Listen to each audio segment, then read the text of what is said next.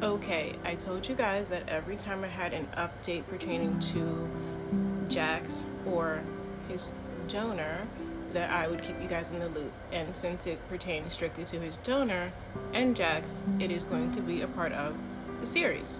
So the series lives on. First and foremost, anyone that's going to comment, I'm doing too much, I do not care. Anyone who's going to comment and say you're dragging it out, I do not care. Anyone who's going to say anything that's against what I'm doing, I think you should really know that I don't care. I mean, I think it's obvious I don't care. Now, I know it's social media, and when you put something on social media, you open up the opportunity for anyone on the World Wide Web to make a comment.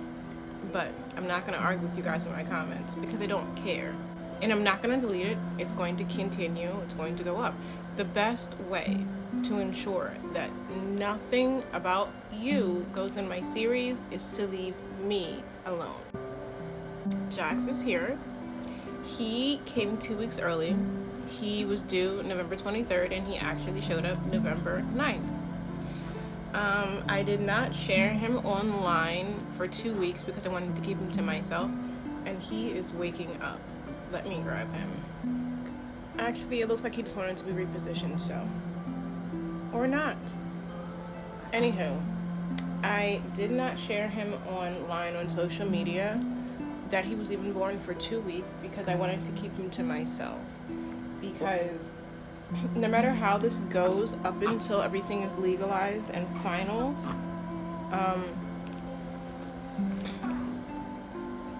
in the state of New Jersey, when a baby is born, the parents both have joint custody until anything is established to the court. So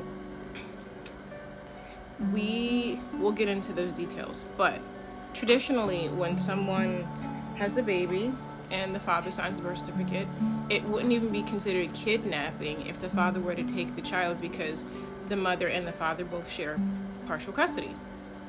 So because I knew that for a fact, I didn't want to share that he was even here when he got here because I knew that the custody thing wasn't established yet, and it would be, but it would still, if he wanted to show up at the hospital when I had Jax and sign the birth certificate, he could kidnap Jax and it wouldn't be kidnapping. So I wanted to keep him a secret for 2 weeks longer.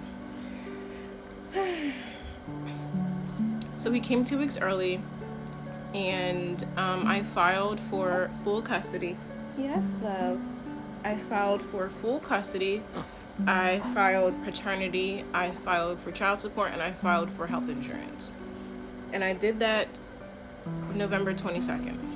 He got served, I want to say 2 to 3 days later, right before Thanksgiving. And then we just had court this morning, which is December 20th. And there really wasn't much to discuss. All right, love. All right. I know. There really wasn't much to discuss until we established paternity. And in court, they did let him know that if he comes back the father, he is going to be billed for the genetic testing and, well, the DNA testing, genetic testing, whatever. And he was like, how much is the test? And they were like, 102 or 108, something like that. And I have no fears or worries whatsoever because I know that this is his offspring. And he'll be 6 weeks old tomorrow. I made the decision to not share his identity, his face online whatsoever. And at first I had said I was going to share his face online after we established paternity, but I made the decision to never share him online at all. Yes, love. He wants to nurse. I'm gonna have to angle the camera differently so you guys can't see my boob. All right, my love. I'm never gonna share Jax online in video, in a photo, or anything like that because I don't want my son's photo sent around for people to compare my son to the other baby or see if he looks like his father. He does look like his father. He looks like his father, and I don't care. I'm not one of those moms who's like, oh my god, you like your father. That's how genetics work. That's just how genetics work. He does look like his father. He's undeniably that man's son. And on January 21st, when we go back to court, it will be on the record that we have tangible proof that these two are genetically tied together. This is not just a punishment for my ex, as much as it is to protect Jax from everything that I have heard about and seen that man do regarding all of his other children.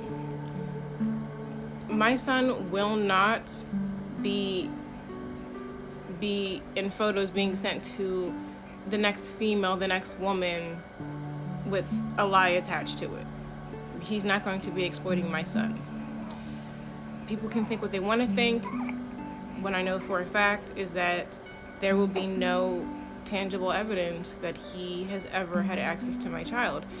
So for the testing, for the paternity testing, we don't even have to see each other. We can go to different LabCorps, which is great. So I can literally avoid having to be in the same building with him. And I had already said in previous videos that I wanted to make sure that when I did go, I didn't want to go at the same time that he went, because I didn't want to be in the same building with him at all.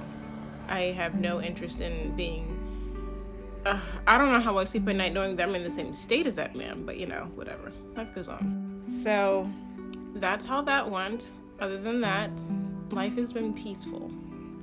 And that's all I ever wanted. That's all I ever wanted before all this nonsense happened. So he's here. Jackson Carter Feld, that is his name. He's here. He's happy, he's healthy, and he has a lot of family that absolutely love and adore him. Despite everything, he has so much support and so much love. And I want to keep it that way. So, I'll see you guys back probably January 21st. Happy New Year and Merry Christmas.